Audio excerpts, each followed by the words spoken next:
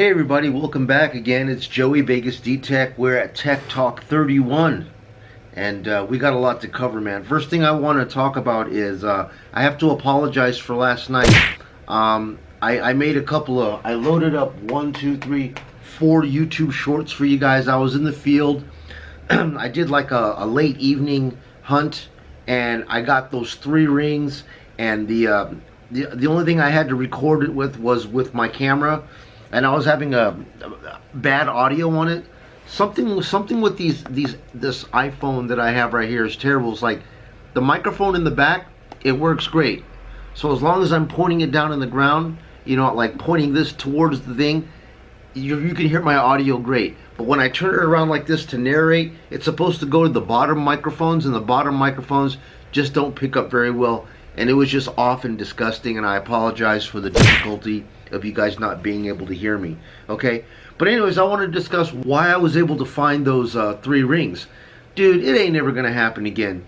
To find 3 rings in 1 hour, I just happened to get really lucky, you know what I mean? I was detecting the whole field, finding coins everywhere, and I just happened to keep staring at that pitcher's mound that was over there where I see kids are always practicing playing baseball.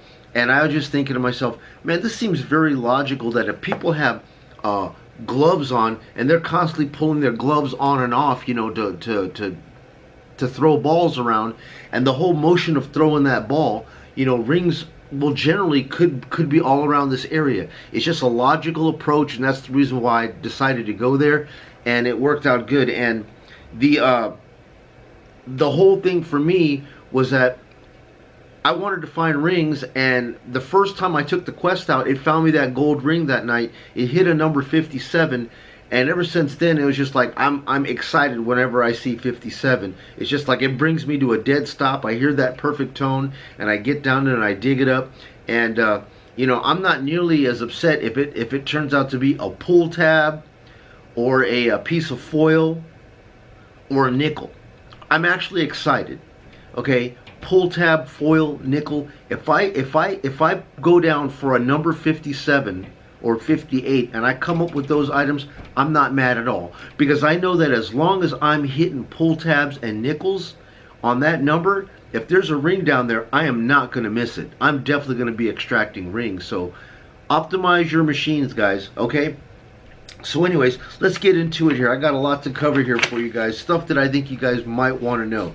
Number 1, guys, when you guys get a detector, okay, I don't know, I mean, for you guys that have been doing this a long time, this is like old news, but there's a lot of new guys and you know, beginner, intermediate guys that may need this information, so I just want to bring it up to you.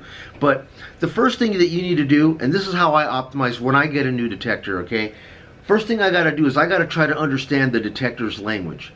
And what do I mean by that, detector language? First of all, I gotta know how things ring up on the VID and the tones. I gotta know how it rings up. So the first thing that I do is I grab a whole bunch of coins, okay, and I start at the very bottom here. How does a nickel sound, and the number that's associated with it, okay? Then I'm gonna go ahead and say, how does a dime sound? Target ID and audio association. A quarter, what's the target ID and what is the tone? And then of course there's 2 different pennies, okay?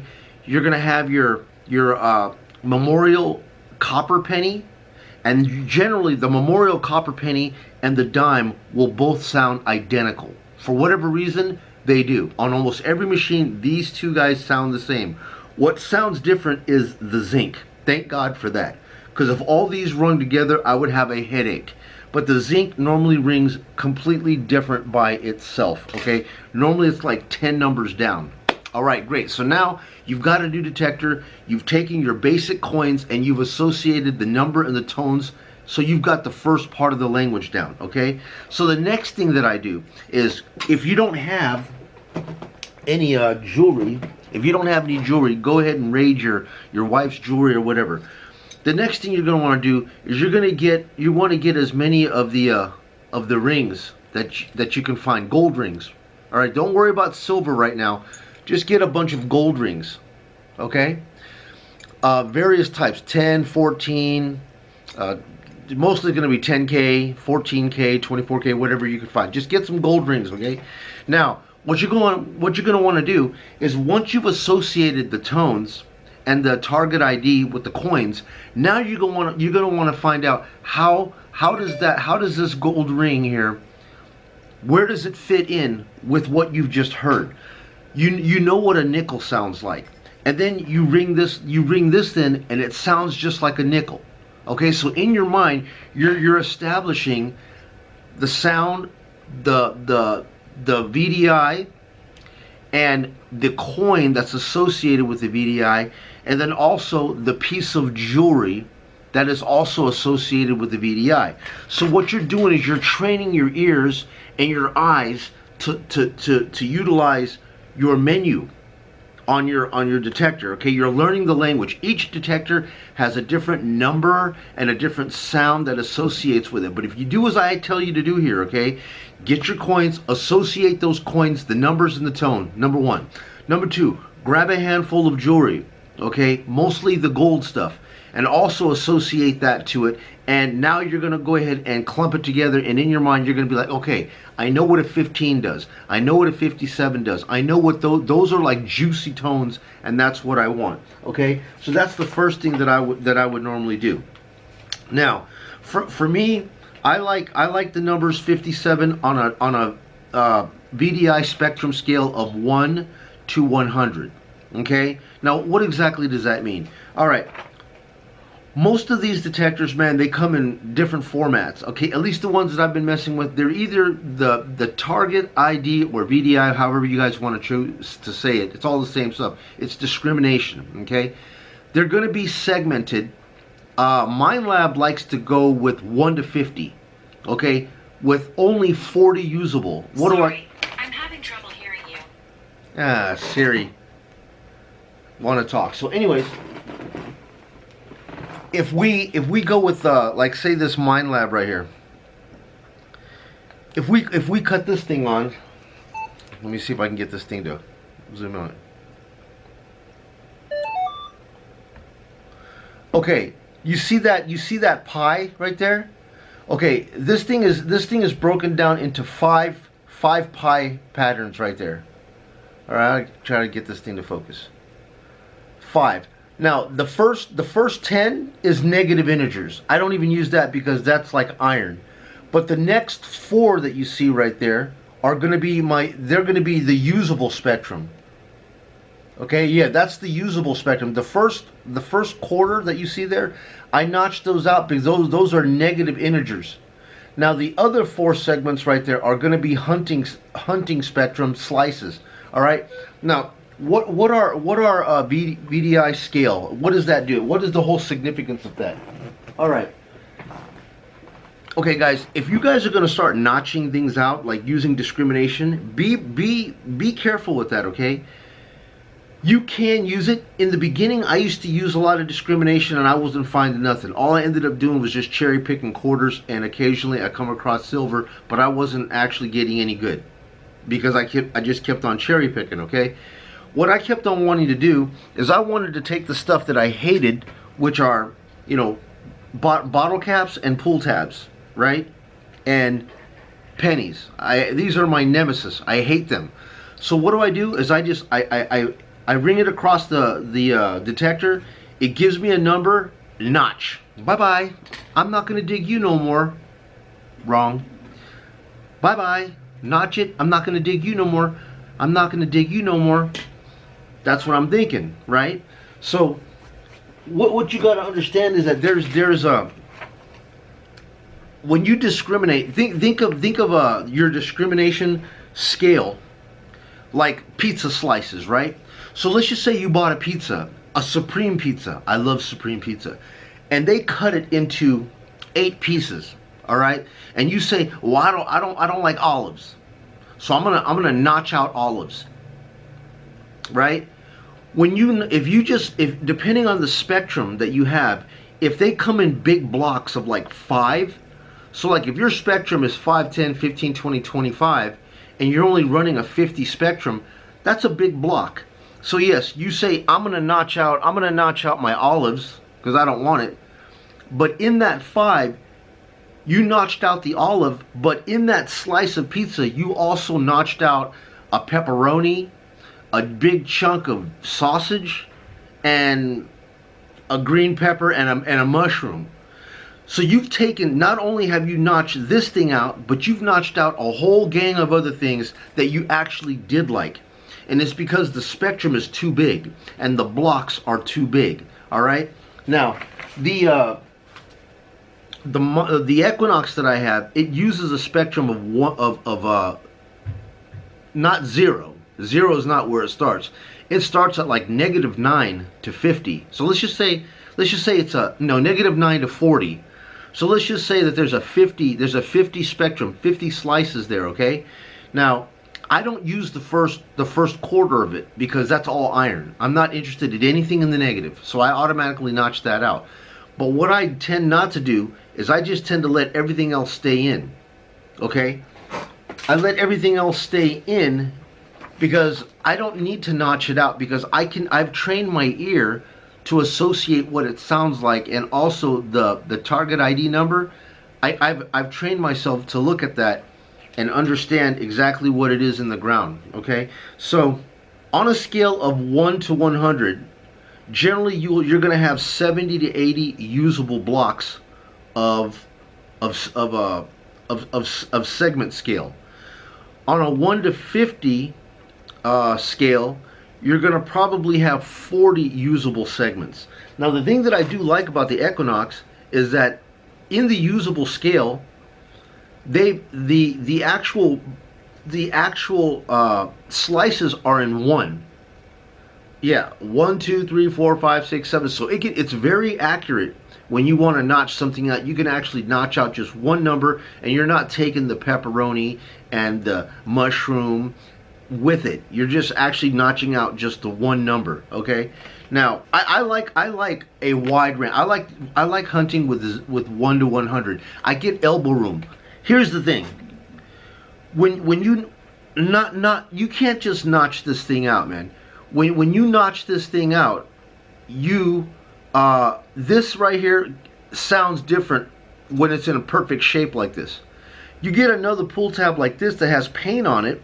For some reason, the numbers are slightly off, maybe 1 or 2 digits either way. And if you get one that's bent like that, you could have a completely different number all entirely. They're all pull tabs, but just because you notch this thing out doesn't mean that you're going to notch everything out. You're still going to dig pull tabs, so I don't really see the point. And also, when you notch out a pull tab, this thing also sounds like this. So what you've done here is, yeah, you're not going to get any pull tabs, but you're probably not going to get any of these things either. All right. So guys, if you're going to start using discrimination, be forewarned that by doing that, you could be just kicking yourself in the butt. You're going to have to dig some trash. There's just no way around it. All right. So the next thing that I want to talk about, guys, is air tests. Now, I was listening to Jeremy Paystreak, and he was talking about why he doesn't like watching detector channels where guys are doing air tests, okay? And there's a reason behind that. I completely agree with him there, okay? Air tests. What is an air test really going to do for you? I mean, if you want to watch that and you know that does something for you, that's great. But for me, an air test doesn't do anything good. That's like you buying a used car from somebody and you call them up and the guy goes, "Hey man, it starts and runs." Okay, but how does it start? Does it start quickly? Does it pass smog? Does it stay running? Does it shut off? I mean, just telling me that it starts and runs doesn't really, you know, help me. I mean, I need to know, does it run well? Will it be can I reliably use that car? Will it pass the state inspection? Will it pass smog? All these things, right? So an air test is basically like that. It's so general and vague, man. Hell, look, I remember when Radio Shack used to still be in business, you can go buy a Tandy metal detector for like 49 bucks. That Tandy metal detector is a joke. It's just a toy. But that thing would hit 10 to 12 inches with a quarter. You know what I mean? In air. But the fact of the matter is, man, the reason why why air tests are actually no good for you is because look, air tests and bed tests, you have too many things working in your favor. Now, natural buried conditions, okay, this is a term that I like to use. Things that are in natural buried conditions are going to sound completely different than something that you know is staged in a garden barrel. You know, they got those test barrels where they got sand or perfect soil or whatever inside of it. I don't know. But the fact is, everybody's ground soil conditions is going to be different. All right. So also with natural buried conditions, it's your natural swing speed. A walking natural swing speed. You're going to have a natural way that you walk. When you see a guy in a test garden, he's standing over the target. He knows that it's there. He knows exactly where it's at. He's got the coin sitting perfectly flat down at the bottom of the hole, or he's got the ring sitting perfectly flat in the bottom of the hole. And then he's sitting over the hole, and he's taking his detector and he's just going over it, going to hell over it in one position. He's going to get a reading or he's not going to get a reading, but that is not a natural swing sweep speed. That is not a natural buried condition. And when you're actually out at a park, in a field, whatever, those things right there are going to completely change the results that you see testers give you and what you're going to get. Okay? So that's the reason why I personally don't like air tests and stuff like that. Plus, like I said, the angle that it's in the ground. Something that's angled in the ground this way or angled that way or flat, it's going to give you a different sound and it's going to give you a different number. Number two, mineralization, okay? Ghosting. I call it ghosting or the halo effect or clumping. What happens is that when a piece of metal gets put into the ground like this and you've got heavy mineralization, what happens there, man, is that the natural breakdown of the metal starts to happen. The mineralization tends to attack that metal, and it creates like a halo around it or a ball effect. Okay, have you ever done this where you hit a number and you're like, okay, there's something there. I mean, my detector's picking up something. You put your digger in there and you break up that mineralization. Now you open it up and it was a small piece of ugly foil. You're like, that can't be it, man. So you pull it out. And then you close the plug and you run your detector over it and it's completely gone. And you're like, how can that be? And it's because the ground mineralization there was starting to compound around that piece of foil or whatever that small piece of metal was. And it's making that target look like something, something more tangible than it really is. It's like a ghosting or a phantom. Okay? So, guys, all these things are part of the detection hobby, dude. And I could go on forever with this, dude. Another thing that I would want to say before I close this video, because we're getting up on 18 minutes, is don't throw your rubbish away. There's things that you want to keep. Like, see this here? This is rusty bolts and washers, okay? You would say, I don't want this. I want to throw it away. You could, but the fact is, these are important. These are important when you want to do an iron mask, when you want to train your ears to what iron masking sounds like. You're going to need something like this because you can't just go to a hardware store and buy some nails and bolts. They sound too much like good numbers. You're going to get like good numbers from them. They're going to sound like, non-ferrous. They're going to sound different. These guys right here, the corrosion and the rust that's built up on this stuff right here, man, this stuff is so important because when you put this thing on the ground and you put yourself a nice target in the center of it, you're going to be able to hear. You're going to hear a language. You're going to train yourself to hear a language on how this clear sound sounds slightly different, kind of broken, jumpy, sparky, whatever. You might walk away from that and say, that's just a trashy signal. No, it's not. What you've got is you've got some iron masking going on there. And if you got a certain detector that has a feature on it, like the Quest here, this Quest detector that I have, I know that everybody likes the new Legend, the new Pharaoh check. This guy has one too. Right up here where my finger is, there's a circle right there. Okay. Yeah, there's a circle right there. That circle is like a pie chart. Okay. That circle right there. It fills up. It fills up with mineralization. Okay. So if I get a target and I'm binging on it and it's like, hey man, it sounds good. Oh man, it's a great target, but it sounds kind of scratchy and iffy. I keep working that. Now, the way I work it is you don't just walk up to it and you just stand there going back and forth, is it good or not? No. You got to walk around it using, like, you ever seen Monty's board? How they got nails? There's going to be a specific corridor as you clock yourself. As you clock yourself around the target, you're going to find a certain point where that target hits hard and it starts to smack back and forth.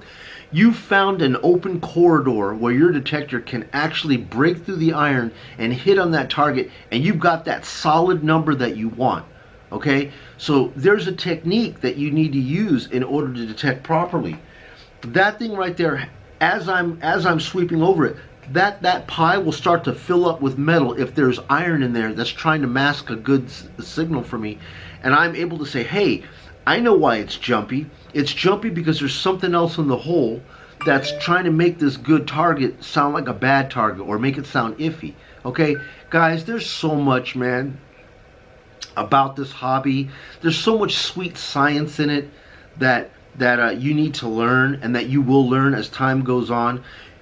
Guys, find a couple of channels that you really like with a couple of believable characters on here that know what they're talking about, that give it to you straight. And then you get out there, man, learn your machine, be proficient with it. Your machine is your office, okay? In order for you to be proficient in your office, you need to have a practical office. Know where everything is at. Don't have a bunch of clutter around that you don't need. Same thing with your detector. Your detector is your office. You don't need to buy a detector with a whole bunch of features that you're not going to use. You want if you buy a detector that has a whole bunch of clutter on it that you're not going to use, it's going to sound overly complicated and you're not going to reach for it as much. Okay, and for me, I tend to use the detectors that I'm very comfortable with, and if those detectors have been paying off for me, like that Quest, hey guys, I know I feel bad sometimes by talking about the Quest because people view the Quest as a communist detector because it's made in China.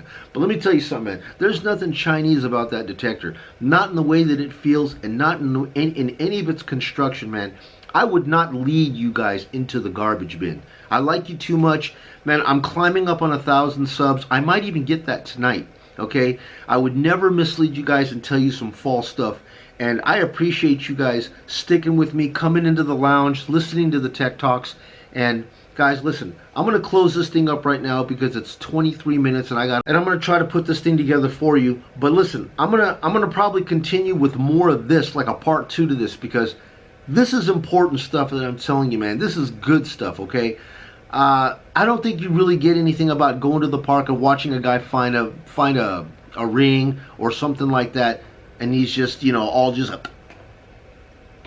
the thumbnails are like, what does that do to help you? How did he find that? How did he train himself mentally and visually and consciously? How did he train himself to be proficient at finding these things? This is what you need to know, and this is the responsibility of a channel to give it to you where you guys can understand and learn it, and I hope that I can give that to you. Listen guys, I hope you guys have a wonderful New Year's tonight, man. Happy 2022. And we've had an amazing year this year. 2021 was crazy with all the COVID and stuff like that, man. I hope that we can get a wrap on this stuff, man, and have a healthy and prosperous new year for 2022. I will see you back here next year, which is just right around the corner. And I hope you guys have a wonderful evening, man. Hey, man, have some champagne, have a cheers and a toast on me, and I'll see you guys back here again soon. Joey Vegas D-Tech, man. One love. Take care, guys.